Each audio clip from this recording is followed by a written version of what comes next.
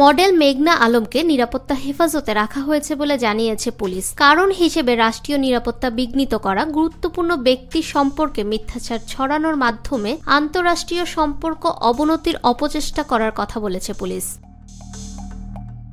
শুক্রবার ঢাকা মহানগর পুলিশের এক বার্তায় এ তথ্য জানানো হয়। ডিএমপির পাঠানো বার্তায় আরও বলা হয়, দেশকে অর্থনৈতিকভাবে ক্ষতিগ্রস্ত করার ষড়যন্ত্রে লিপ্ত থাকার অভিযোগে মেঘনা আলমকে সব আইনি প্রক্রিয়া অনুসরণ করে নিরাপত্তা হেফাজতে রাখা হয়েছে।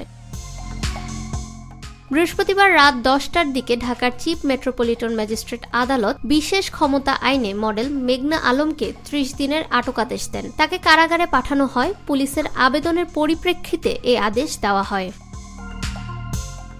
ঢাকা মহানগর দায়রা জজ আদালতের প্রধান পাবলিক প্রসিকিউটর ওমর ফারুক ফারুকি বলেন, বিশেষ ক্ষমতা আইন অনুযায়ী কোনো ব্যক্তি যদি ক্ষতিকর কাজের সঙ্গে যুক্ত থাকেন, সেক্ষেত্রে ক্ষতিকর কাজ থেকে তাকে নিবৃত্ত রাখার জন্য আটক করতে পারেন। মডেল মেঘনা আলম ক্ষতিকর কাজের সঙ্গে যুক্ত, এ কারণে তাকে গতকাল রাতে ঢাকার সিএমএম আদালতে হাজির করে আটক রাখার আবেদন করে পুলিশ। গত বুধবার রাতে মেঘনা আলমকে রাজধানীর বসুন্ধরার বাসা থেকে আটক করা হয়। ফাহমিদা বিনতে আনোয়ার, নিরপেক্ষ নিউজ ডেস্ক, ঢাকা।